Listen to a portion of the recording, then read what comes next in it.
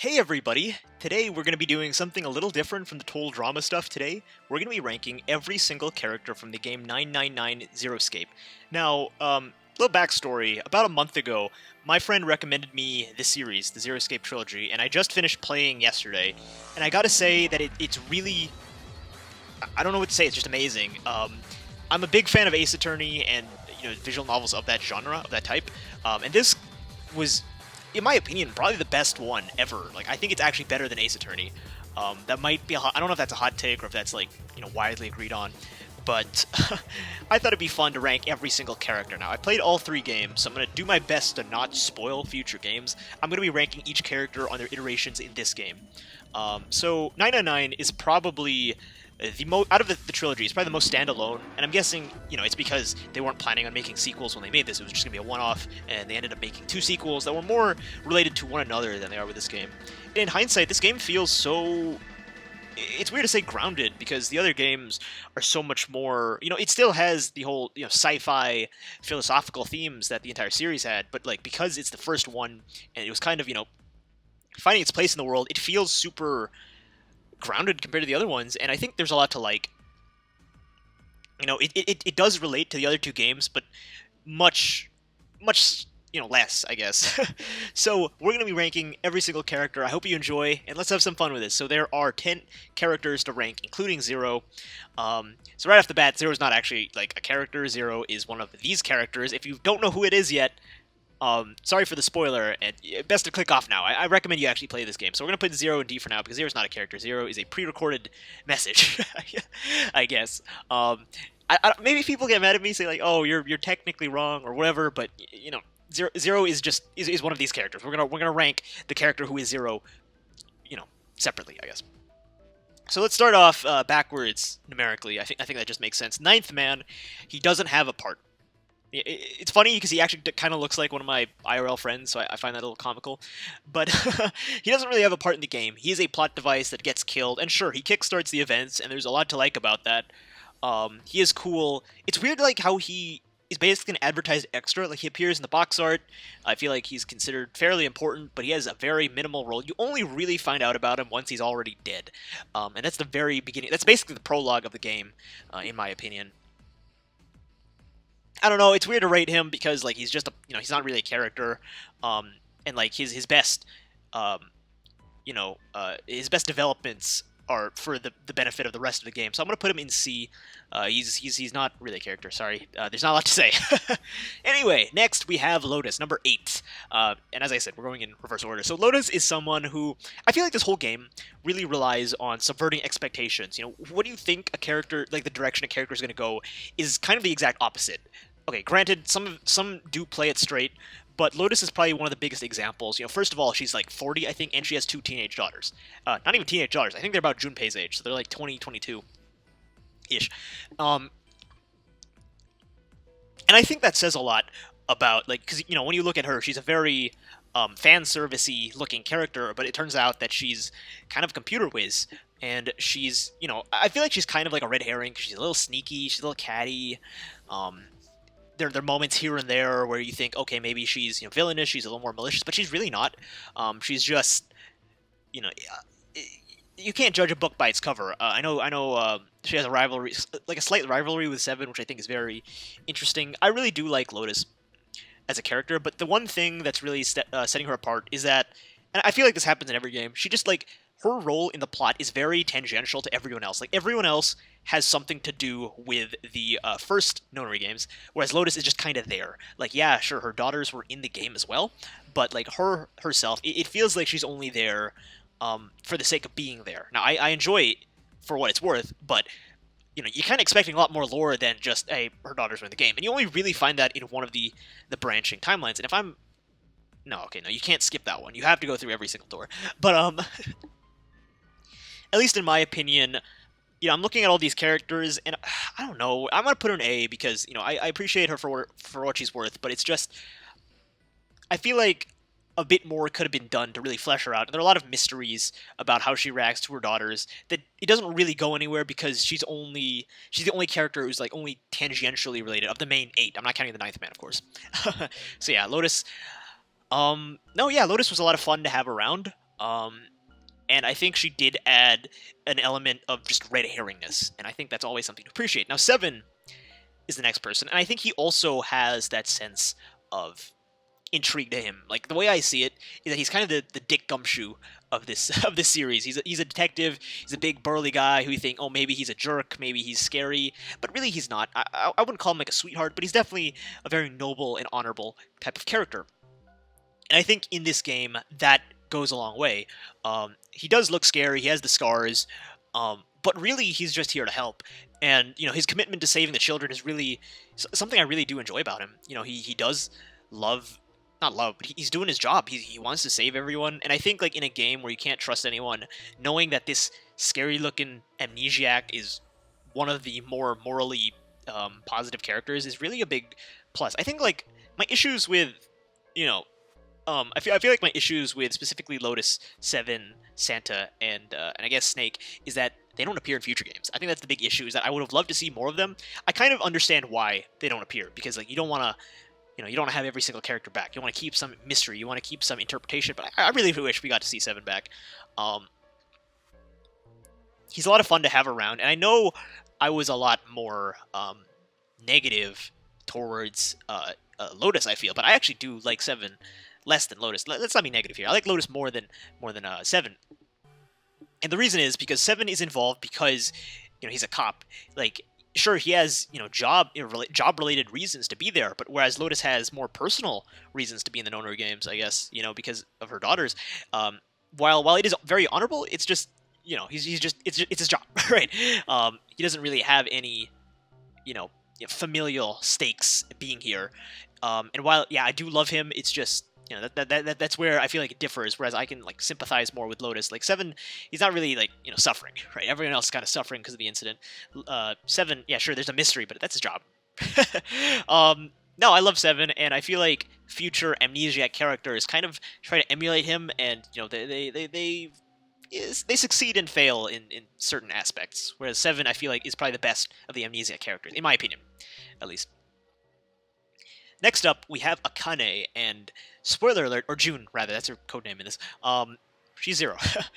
And I think the I don't really want to ramble about the game, because I feel like everyone on the internet, not everyone on the internet, but like anyone who's ever done a video essay on Zero Escape has already covered a lot of these points. Probably, one of the best, features, the best utilization of the dual screens, one of the best storytelling, I don't want to say gimmicks, but I guess, one of the best art forms that really transcended the way storytelling is made was with Akane, and specifically her existence in the story. I think it's kind of hard to rank Akane just because because I know what she's like in future games. Spoiler, she appears in future games. But in this game, I think the reason why she's written a certain way in this game is because she is only mentally 12 in this game, right? The June we know is only as smart as a 10-year-old. She's very shy. She's a very shy girl who has a very obvious crush on Junpei. She's very innocent. She's very naive, and I think that's on purpose. Obviously that's on purpose. I think what you may think is sort of a manic pixie dream girl type scenario where Junpei is kind of this sort of vanilla-ish stoic, not stoic, but I guess basic protagonist, and Akane is this girl who just has a crush on him even though he doesn't really offer much to the table, other than I guess Junpei is pretty handsome. But I think the main point I'm trying to make is that it's a very, very good subversion, and I think the character is very sympathetic. And I feel like Akane is probably the best character in this game. I'm going to put her in S. I feel like it's just you care so much about her that the ending moments of the game is so heartbreaking, and you just want to save her, and you can relate with everything she does, even though she kind of caused the deaths of 4 people, right? Or the deaths of 3 people and the arrest of 1 person. I think Akane is probably the best character in this game, right? And I mean, she's also the player character, so that's pretty interesting. Yeah, no, I don't really have anything to say other than I think, I think she might be I'm not sure if she's the best character in the entire series. That might be a long shot, but she's definitely up there. And next up is Junpei, number 5, and I think that Junpei is probably this is his best game, and I know I said I won't spoil future games, but out of the games he's in, this is his best game, and I think it's because you can feel the optimism. Yes, sure, he is a fairly vanilla protagonist, and his part of the story, you don't really know a lot about him. He's just kind of good guy, right? Whereas the other protagonist, the other sole protagonist, because one of the games has multiple protagonists, has a very defined personality. Junpei, in comparison, feels very bland, I guess. But that doesn't mean he's bad. Like, obviously, an example one of my friends said is, Phoenix Wright is on the fairly bland. He just wants to do good, but his interactions with the others is really what brings him to excellence. And I can kind of agree with that. Junpei, on his hand, like, it's the interactions he has with the other characters that really brings him up. I really do like Junpei in this game, and when you look back at future games, you're like, dang, I miss Junpei in 999. Like, I really do miss when it was a lot simpler, and I think there's a lot to appreciate with that. He's very lovable. Yeah, no, I think he's the very basic silent. I wouldn't say silent protagonist, but everyman type where you can put your own personality onto him. At certain points, just because he's a fairly blank slate. I don't want to call him a fully blank slate because he's really not a fully blank slate, but he's a fairly blank slate. But I do like him regardless. I think they make it work because you really do appreciate the relationship he has with Akane. So I'm gonna put Junpei in S, just under Akane, because funnily enough, even though it's a great subversion, you think he's the protagonist, but he's actually the deuteragonist. Like, it's young Akane playing through, seeing the game through Junpei, and I think that's great. So yeah. Next up, we have Clover, and I think the thing with Clover is that for me, like, a lot of people really like this version of Clover. For me, I actually don't care about this version of Clover. I actually don't care about Clover that much in general. I'm gonna get a lot of hate for that, but let me explain. I didn't really resonate with Clover. I think she was just kind of there, and like, she was just kind of the one person that cast them. Oh yeah, she exists. I think that her role as, the sister who loves her brother is very, it's very sympathetic. You do enjoy her relationship with Snake, but I think for me, what I don't like is her murder spree, and I think that's something that, like, the fan base will, like, never live down. The fact that she ends up killing everyone in one of the endings, due to, I wouldn't say misunderstanding, but rather, just false assumptions, which I guess that is misunderstanding, but yeah, she does end up being, like, a very supporting character throughout most of the game, like, and also, please keep in mind that this was, like, the first game. I played this, like, a few months ago, so my memory isn't the best, but at least from what I can remember, Clover never really stood out.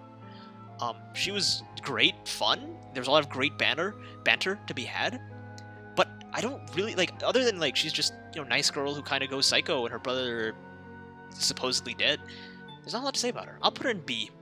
And I'm sorry to any Clover fans, but yeah, no, I don't, nothing really stands out with Clover, unfortunately. And I know she was, like, the fan favorite in Japan or whatever, and I think the US as well. She was, like, one of the best players, which is why she was brought back, right? Because people loved her so much. But I don't know why. I don't know. Maybe they just didn't feel like bringing back Lotus, and obviously they can't really bring back Akane because to the games because she's already coming back. So I don't know. Maybe she was really the only option. So yeah, Clover. Sorry, B. Next up, we have who's Santa, and I think this is where it's kind of a hot take. I think Santa is kind of probably the one part of the game that I feel like they could have done a lot better. He's sort of, he's Akane's brother. He's sort of like, I wouldn't say henchman, but he's sort of the second in command with this whole project. He's helping, keep things in check. Very sympathetic when he talks about, how he lost his sister, if he's the good or bad Santa. You don't know it's Akane at the time, but, you do appreciate it. And it's a great twist to know that they are siblings and they've been working together and that, he's not actually 3. He's like, I think he's 0 and Akane's 9. But it's just, he's just really Sir Swears a lot for me. Like, I feel like there's a lot of squandered potential there. You could explore so many avenues with this character, and he just doesn't really go anywhere. Like, I think another thing is that he gets referenced a few times in future games, and it's just, I kind of want to see him back. I wish they would, like, explore more of him. What's it like being the brother of Akane Kurashiki, right? What's it like? And he doesn't really go through that. He's very heroic and all that. And I feel like there is the element of red herring as well. Like, I feel like he's probably the most... He's probably one of the, the better red herrings in the series, just because it's like, he's just kind of this guy about Junpei's age, and some people just seem too obvious, and you don't know a whole lot about him, but that's really just where it is. You don't really know a whole lot about him other than some basic details. Also, he swears a lot, so that's interesting. Yeah, no, I hate to say it, but I don't really know what to say about this guy. Sorry. I'm gonna put him... I'm gonna put him under Clover. I'm gonna put him here. I'm gonna put him in B. I don't hate Clover or Santa. I don't think they were used as well as they could have been, right? And I think Santa is borderline C, actually. Like, I don't want to put him in C, but like, I think he's better than a C tier. It's just I don't know, man. I don't know. Like, thinking about everything he does, it's really just like he's a henchman to Akane, and they don't even really talk about his actions that much. Like, the spotlight is all on Akane, and like, he's on the run, but like his involvement in everything, it just never gets brought back again. And yeah, granted, that is including like future games in my assessment of him in the first game, but it's just a lot of wasted potential in my opinion. Next up is Snake, and I think Snake is a little overrated, if I'm being honest. But that might be because he was missing for most of the game. When I played this game, I didn't know it had multiple timelines. I thought it was just, you go, it's a straightforward game. I didn't think it was actually as complex as it was. And, the version that I played, he just died. I played the coffin ending. That was my first ending. Snake just kind of, died, and then he never came back. So I thought like he was just permanently dead. That genuinely affected my experience for a lot of the playthrough up until it was discovered that he's not dead. I just thought he was kind of the murder victim, and I didn't really grow attached to him because I knew you couldn't get attached to him because he's going to die. Turns out he's not dead. And then later, he has some very epic moments. He's blind, he rips off his hand, he survives multiple gunshots, he loves his sister. It's just, Snake's a great character, and he's also blind. So that's pretty great. I think Snake... Oh man, where do I put Snake? I'm putting him in A tier. I'm putting him above Lotus. Like... Yeah, what is there to say about Snake, man? Snake's great, and I think they actually do a lot with him. Like, I feel like I wish they did as much with Santa as they did with Snake. Yeah, no, yeah, right off the bat, yeah, I think Snake is one of the, like, other than the two protagonists, that being, Akane and Junpei, and I guess the antagonist as well. He is probably the best non-antagonist or protagonist character. And yeah, no, I am also disappointed that we didn't get to see a lot of him. And it's understandable why, again. But it's just, he gets mentioned in the next game, a few times by his sister, and it's just nothing. And we don't even find out where he is. And I'm not going to talk too much about that, but I feel like knowing Snake's personal state with how the next game happens is just, I want to know more about that. How is he? How is the guy? How's Snake? I love him. Finally, we have Ace, the big bad, and I'm not gonna lie, my experience with this guy is very unique because he looks almost identical to Damon Gant. A lot of my friends kind of commented on it. They were like, this guy looks like Damon Gant. And for me, I thought, there's no way he's the bad guy because he looks so much like the bad guy, right? He looks so much like what a bad guy would look like. He's the older man of the group. He looks the most like evil, and he just is so suspicious. And it eventually reached a point where it's like, there's no way he's the bad guy. That'd be way too obvious. It also doesn't help that he's number one in a Squid Game. But as it turns out, he actually is the bad guy. So it was sort of like a subversion where I thought, nah, he's the red herring. He actually was the bad guy. And, he's a lot, like, I feel like in some ways he's very complex, and in some ways he's very simplistic as a bad guy. But I do appreciate that he really does feel like a force to be reckoned with. And I feel like, his whole science-y nature of wanting to experiment on the morphogenetic field, getting to expand on that is really unique. I think he is probably the best villain in the series, without question. And I think I love to hate this guy. This guy is such a butthole, but he's so fun to hate. Like, he's very well written, I feel. And yeah, no, his karma at the end, you know, all of his associates are dead, and he gets put in a cell for torturing children is perfect karma, man. So I'm gonna put him in S tier as well, under Junpei. But I actually might put him above Junpei, if I'm being honest. Yeah, I'm putting him here. I think he's like, if he didn't exist, the story would not be anywhere near as impactful as it is. Right? And I think the reason why this game works is because we grow so attached to Akane and Ace. It's just so believable. We're so sympathetic, and so, you know, this visual novel is very, very character driven, and you know, I'm a fan of it, and I wish the series had, you know.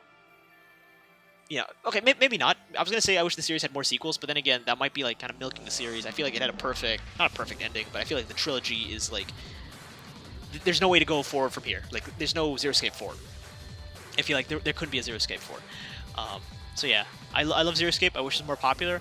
And here's my ranking of all the characters. I hope you enjoy. I love this game, and let me know what you think. Let me know if you're mad at me for what I said about Clover and Sand. So yeah, thanks for watching, and I'll see you guys next time.